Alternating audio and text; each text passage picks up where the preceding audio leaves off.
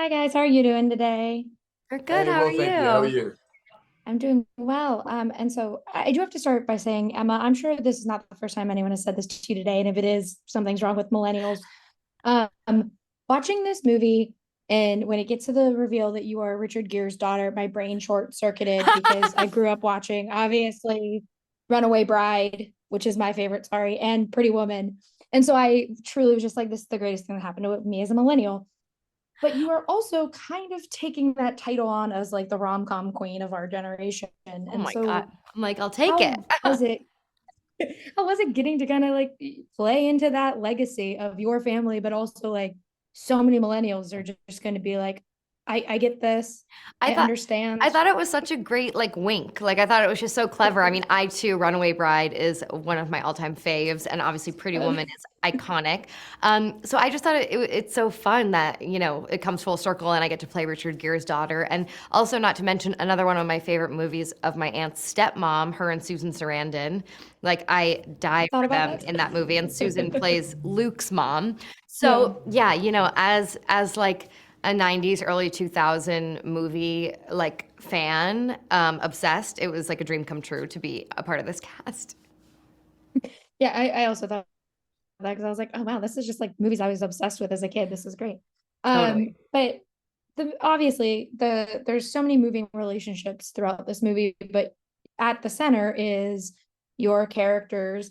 And it's Michelle and Alan's kind of back and forth on whether or not they should get married and be together and what have you with their parents' influence. And so for you both as actors, what was kind of the approach that you took to playing these two characters who are so different from their parents, but yet so similar in their like mindsets and their own relationship? I think that's the thing with these characters and kind of with anyone.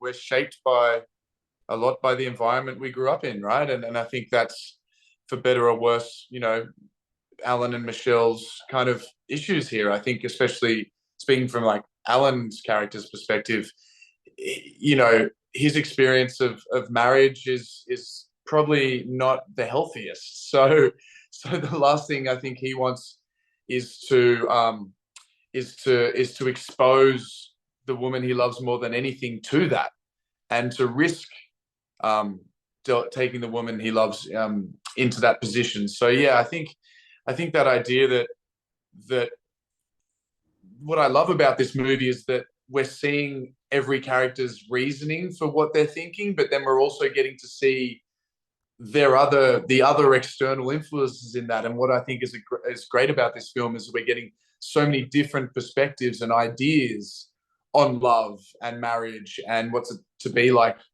what's it like to be with someone for a long time and to give your life to someone like that. And I think that's rare in a rom-com. Normally we only see maybe one example of a relationship or one person's perspective from it. So to see all these different perspectives on it, I think is such a testament to Michael Jacobs, the writer director, and I think everyone else's amazing job in bringing these characters to life. Yeah, and I think Emma, when I said earlier you are becoming our generation's rom-com queen, I fully mean it because I just watched that New Year's Eve movie that you were in, and like my mom and I watched it together, which we watched all of these movies together, or Uh-huh. like all like the early 90s or early 2000s, late 90s movies. And so, what is so much fun for you about this genre that you keep coming back to and you like all these different characters that you're playing? I mean, I love love, and I love like, you know, I just I'm a sucker for those stories. I always have been, whether it's a book, a movie, a show.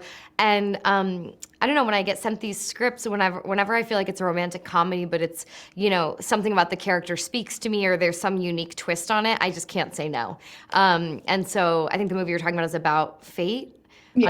Amazon. Yeah. So like Yeah. that, I felt like I don't know, I felt like that had such a cute like, twist to it. And same with this one, maybe I do. Like it's a little unexpected. I almost feel like Luke and our characters seem like older than our parents in it. Like our parents are having this kind of like, awakening, like for better or for worse. And meanwhile, we're talking about like long-term commitment. So I think that it was funny how like we kind of turned, romantic stereotypes on their head as far as like, age. Like I feel like sometimes in these movies, it's like the young people that are, you know, getting to have all the fun or falling in love. And instead, like you open with, you know, finding out our parents are sleeping with each other. So Yeah, and it was great. unbeknownst to us.